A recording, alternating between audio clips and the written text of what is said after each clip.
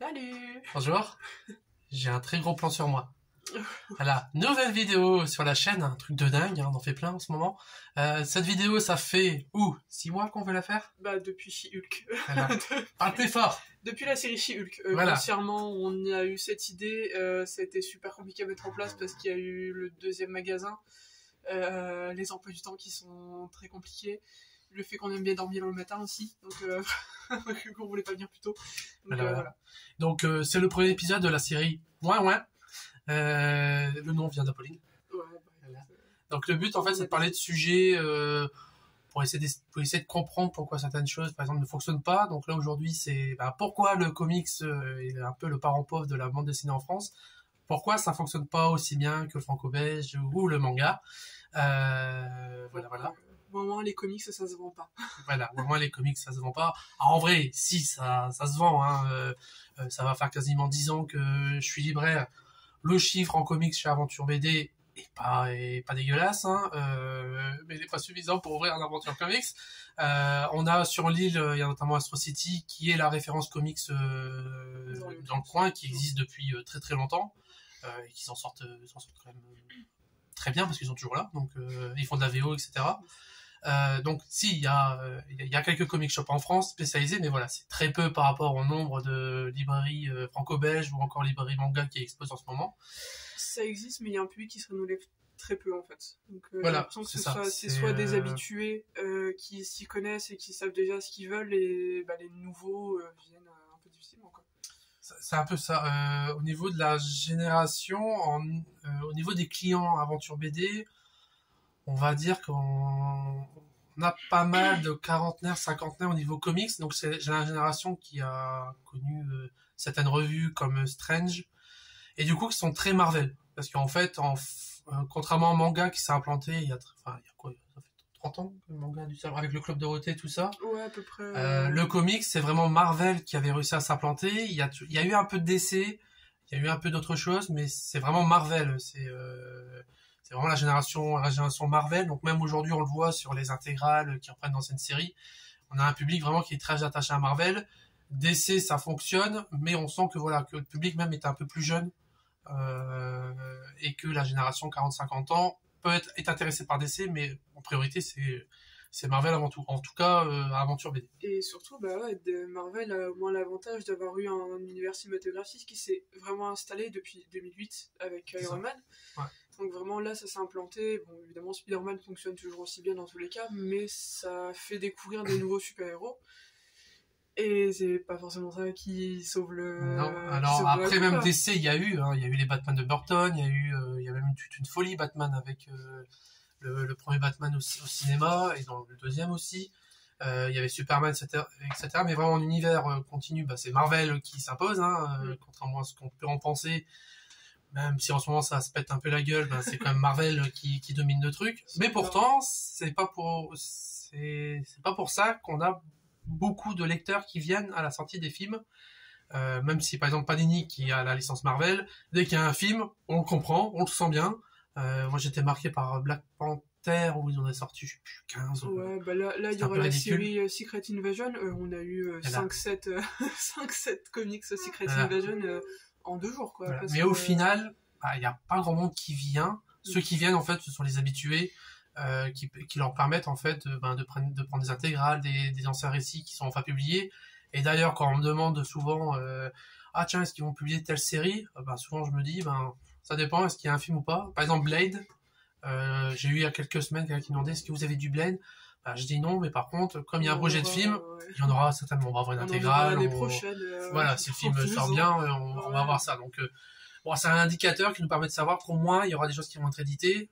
Mais bon, c'est un peu dommage que il faut attendre les films pour avoir des choses, alors que les films, c'est pas pour autant qu'il y a des ventes sur les personnages de Morbius. On n'a pas vendu des tonnes de trucs. Après, vu le film, voilà. Oui, on va pas s'en mentir là-dessus.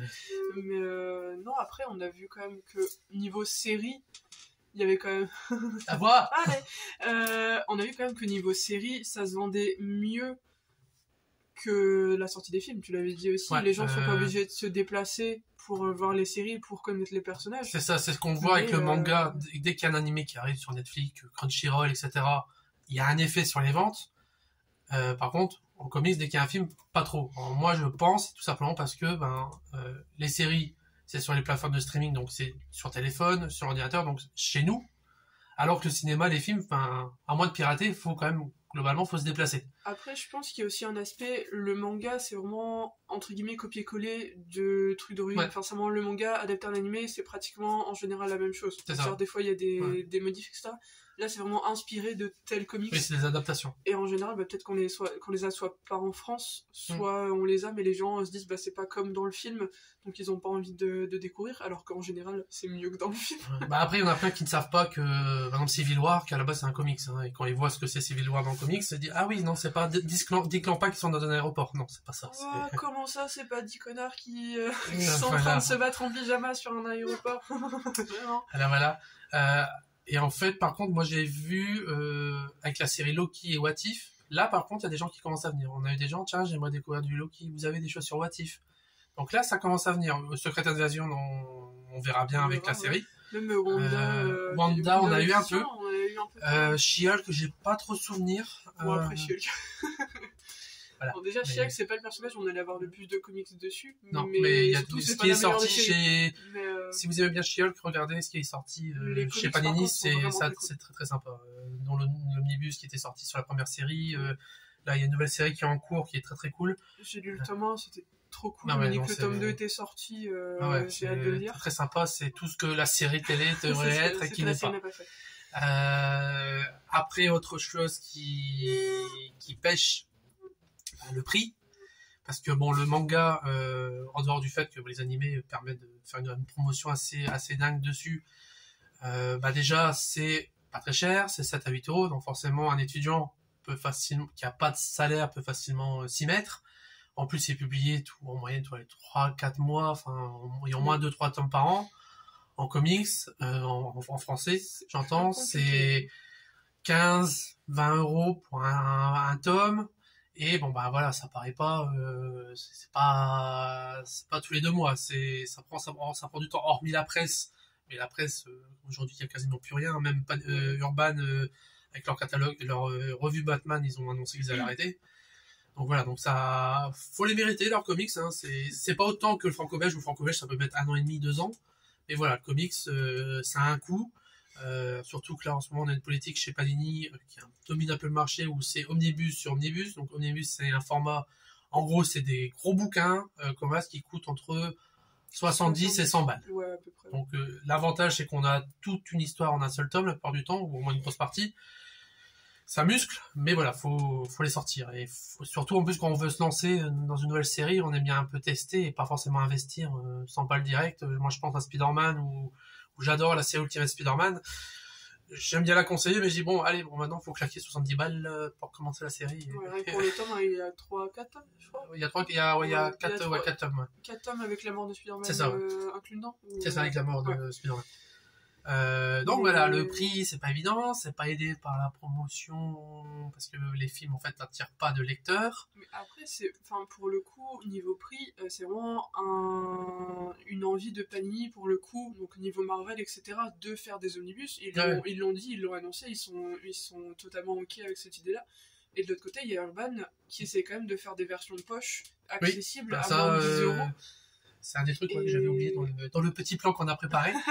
C'est effectivement, c'est la collection Urban Nomade qui est géniale, qui est en fait une collection, là on doit être la troisième vague qui est sortie. En fait, le principe, c'est de rééditer des grands classiques de chez eux, de leur catalogue, super-héros et aussi indépendants, en format poche, donc à moins de 10 euros. Donc en gros, je sais pas, Watchmen, qui a de mémoire est à 35 euros dans la version standard, là il doit être à 9,90.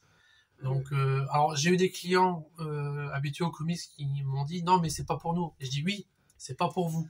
C'est pas pour les collectionneurs. Le but, c'est pour les néophytes, ceux qui veulent s'y mettre et à moindre coût. Voilà, pour moins de 10 balles, on peut se lancer dans Watchmen, même si c'est pas forcément la lecture que je conseille dès le départ en comics, parce que c'est quand même assez c'est pas le premier voilà, c'est c'est assez lourd à digérer. Mais voilà, ça permet Fable. Je crois qu'il y a 5-6 tomes, pareil, c'est 35 euros. Et là, pour moins de 10 euros, on peut se faire Fable. Moi, je suis en train de faire actuellement. Donc voilà, après, tout dépend que c'est une collection qui est géniale pour les néophytes. après, un collectionneur, ça va pas forcément l'intéresser, mais après tout, pour quelqu'un qui aime aussi les comics, mais qui veut pas forcément investir dans des grosses séries, au moins là, ça lui permet de faire un moindre frais. Et clairement, le principe, c'est d'aller titiller le marché du manga. Quand on avait reçu la première vague, on avait encore les mangas aventure BD. J'avais foutu les comics sur le coin des nouveautés avec un petit pancarte. Et jeune lecteur, toi qui aimes le manga et pas payé très cher, viens découvrir du comics. Et ça a même marché. La première vague a très bien marché. Donc voilà, maintenant le manga est plus là, donc forcément le lecteur manga. Forcément, on n'a plus l'affiche. Plus l'affiche. Mais bon, malgré tout, voilà, on a quand même des nouveaux lecteurs qui sont là, qui continuent. Et donc c'est cool. Donc chez nous, la collection fonctionne plutôt bien. J'espère que ça va donner aux idées aux autres éditeurs de le faire. Alors Panini, ils font régulièrement des opérations à bas prix. Là, ils avaient fait Star Wars. Là, on a reçu justement sur le multivers. Encore une fois, 6 euros ou 7 euros, je sais plus combien. Mais bon, ça se casse un peu la gueule parce que bon, ils ont changé le format avant, c'était du dur. Là, on est passé à du souple et pourtant ils ont monté un peu le prix. Bon, et voilà, c'est pour ça, à force, de toute façon, ils en font trop et toujours pareil. Je pense qu'aussi les omnibus, au bout d'un moment, ça va se casser la figure. On est déjà à 10 minutes de vidéo. Donc... Après, par contre, on parlait des comics super-héros, mais il y a surtout aussi côté comics où c'est pas du tout du super-héros et où on pourrait toucher un public qui n'est pas forcément manga, mais aussi franco-belge. Parce que oui, le comics, c'est pas que du super-héros, franco-belge, c'est pas que Tatin, et manga, c'est pas que des BZ. Mais on le voit, on a The Nice House of the Lake, qui est du comics, Urban Comics, qui a très bien fonctionné, mais parce qu'on l'a pas mis en comics. Non. On l'a mis en coup de cœur, nous, de notre côté, donc ça a beaucoup attiré l'attention aussi, ça l'a mis un peu plus en avant. Pareil, Ed Gein sur le serial killer chez Delcourt, dessiné par Eric Powell. Moi, j'adore le dessinateur, mais j'en avais pas commandé grand chose, j'ai commandé 4-5, je l'ai lu, j'ai adoré, je l'ai mis en coup de cœur, je sais plus de 30, une quarantaine. Leila Star. Ah, d'ailleurs, il y aura un truc donc Leila Star qui est pas du tout du comics de super-héros, qui a une patte graphique qui est très très spéciale, qui est aussi je trouve un peu BD pour le coup aussi, mais qui a un format plus grand, qui techniquement est du comics, et on l'a vendu parce qu'on pareil, on l'a encore une fois pas mis en côté comics. Donc est-ce que c'est une non-envie aussi d'aller explorer ce côté je pense aussi, parce que je suis persuadé que ceux qui aiment la science-fiction, saga par exemple, pour adorer, mais comme c'est mis en comics, ils vont pas. Le format est un format qui est pas franco-belge, donc il y en a que ça rebute. C'est comme le manga, il y en a en public franco-belge qui veulent pas prendre du manga parce qu'ils sont en noir et blanc, parce que c'est un format plus petit, parce que c'est une lecture inversée, alors que c'est exactement ce qu'il faudrait dire. Mais bon, voilà. Donc effectivement, donc le prix, il y a le prix qui peut jouer, il y a le format qui peut effectivement jouer, il y a le fait que les adaptations, il faudrait plus d'adaptations à mon avis télé pour aider à ce que ça attire du monde. Qu'est-ce que tu avais mis d'autre ? Le prix, la vision du grand public qui pense que c'est que du truc de super-héros. Donc et même dans les super-héros, il y a des thématiques. Parce qu'ils ont peut-être aussi la vision des films, etc., où parfois ça peut être un peu enfantin, etc. Dans les comics, il y a tellement de sujets super importants, des sujets assez sombres parfois à traiter, etc., où on pense pas. Par exemple, Iron Man qui traite de l'alcoolisme, ce genre de choses. Il y a plein de choses. Dans les films, c'est montré plus ou moins, mais après, on s'en fout. Après, on glorifie Iron Man et c'est tout, quoi. Après, il y a peut-être... Il y a peut-être le fait qu'on voit l'aspect Marvel, DC, donc les univers qui sont connectés à plein de séries qui existent depuis 70-80 ans. Et du coup, ça peut être compliqué à s'y mettre. De temps en temps, j'ai des clients qui viennent, ils disent j'aimerais mettre à Marvel, j'aimerais mettre à DC Comics, mais ça me fait peur, il y a trop de choses. Donc, par exemple, j'aimerais mettre à Batman. Et là, moi, j'essaie de les rassurer en disant attendez, quel personnage vous aimez ? Batman, ok. On va commencer par des récits indépendant, vous évitez d'avoir des séries à rallonge, et bon, souvent je conseille par exemple Batman de Silence pour Batman, et voilà, je dis ça vous permet de voir l'univers, les principaux méchants, etc. Et après vous allez pouvoir progressivement vous y pencher. C'est pareil quand on me dit je me lance dans les X-Men, je dis déjà sans être dans Marvel c'est pas forcément évident. Alors les X-Men, c'est pareil, j'essaie de partir sur des choses, des récits indépendants, des récits complets. Là, par exemple, chez Panini, ils ont fait la collection les Must-Have, qui sont des récits à 15-18 euros. Il y a un peu de tout.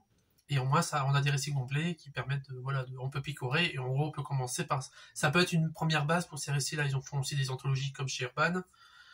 Donc voilà, donc il y a des moyens au fur et à mesure, les éditeurs mettent en place des choses pour que les lecteurs s'y retrouvent. Encore faut-il avoir des libraires qui lisent du comics et qui les conseillent, parce que moi j'ai un souci par rapport à ça. Alors dans l'équipe, on est 4 plus Max qui est apprenti. Bon, voilà, on est 5. On a Christophe, donc le grand chef, qui est vraiment franco-belge. Moi qui suis comics.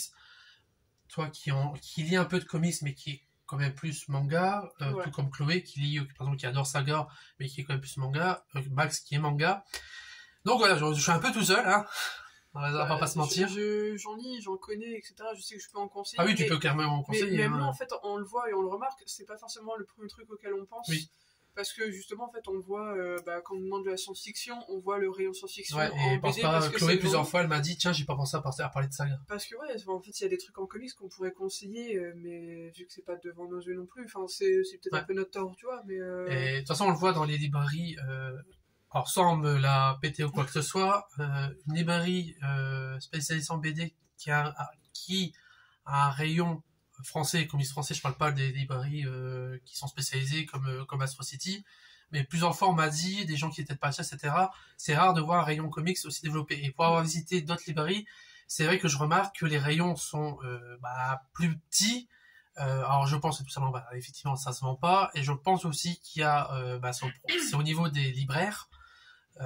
C'est-à-dire que pour moi, on a, pour schématiser, hein, pour schématiser, en gros, on a les gérants aujourd'hui de librairies spécialisées en BD, donc en général, hein, qui font à la fois du franco-belge, du manga, du comics, qui en sont en gros de la génération de Christophe, donc plus franco-belge.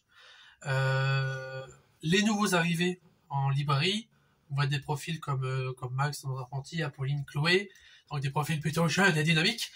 Et plutôt une génération manga. D'ailleurs, on le voit, nous, la plupart des gens qui viennent nous voir, 99,9%, c'est pour venir travailler aventure manga. Par contre, lisez aussi du manga, ne vous contentez pas de les regarder. Merci. Ça, c'est dit. Et si vous pouvez demander au patron si vous voulez faire des stages, parce qu'en fait, nous, on choisit pas. Et après, voilà, c'est normal de, voilà. Donc, voilà, on a à la fois, donc, la plupart des gérants des boutiques qui sont franco-belges, les nouveaux venus vendus qui sont plutôt manga, et du coup c'est vrai que moi je suis entre deux générations, et c'est vrai qu'il y a dans les confrères que je peux voir de temps en temps, c'est vrai que c'est pas que je suis une exception, mais c'est vrai que c'est plutôt rare qu'on en voit, et du coup ça se répercute sur les rayons.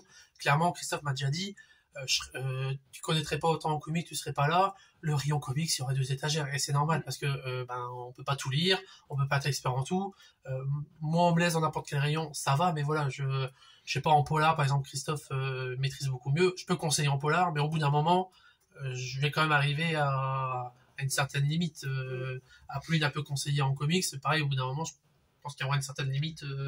Pareil pour moi, je connais pas tous les Batman, quoi. Non, mais voilà, mais bon, tu peux conseiller du Batman, c'est ça que. Après, le truc, je trouve que c'est aussi une sorte de cercle vicieux, même pour les libraires et les librairies, ça ne se vend pas, du coup, en général, on va moins en lire. On va moins en lire, et on va moins chercher ce profil-là aussi, parce que ce qui se vend, c'est le manga, et du coup. Voilà. On va moins en conseiller, donc en fait, vu qu'on n'en conseille pas, ça se vend encore moins. Oui, voilà. On en lit encore moins, et au final, il n'y aura plus personne, quoi, derrière. Donc, moi, je veux qu'on en lise.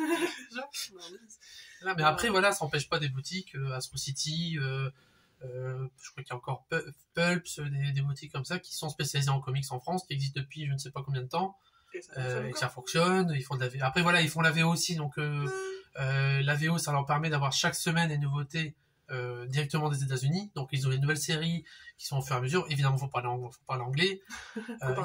Il y a le problème du prix aussi, parce que souvent la conversion, je sais pas, c'est 4 je crois que c'est $4, $4-5, et au final avec la conversion, on arrive quasiment à 4-5 euros pour des petits fascicules avec plein de pubs. Donc, ça peut quand même être un frein, mais bon, malgré tout, on permet aussi de capter un public qui peut avoir du coup la nouveauté tout de suite. Donc, de toute façon, s'il faut ouvrir une librairie comics, faut faire de la VO. Mais bon, voilà. Après, la langue peut être aussi un problème. Ça peut être aussi un autre souci. Donc voilà, donc le comics, ça marche pas trop. Mais bon, comme Damien Espositi a pu me le dire, je ne lâche rien. Parce que moi, c'est toujours quelque chose que j'aime. Je serai un foufou. Je ligoterai Christophe dans un coin pour pas qu'il me vire. Je prendrai Aventure BD, je mélangerai le comics et le franco-belge, tout, et je ferai simplement une distinction par catégorie. Donc du polar, bah, je mettrai des choses comme, je sais pas, Heroic Fantasy, voilà, parce que je dirais pas le titre. Voilà. Heroic Fantasy, voilà, je mettrai tout ce qui est chez Soleil, etc. Mais je mettrai aussi Conan, etc. Et au final, Fantastique, quoi, je suis sûr que le comics SF, je le mettrais en SF, je suis sûr que ça marcherait.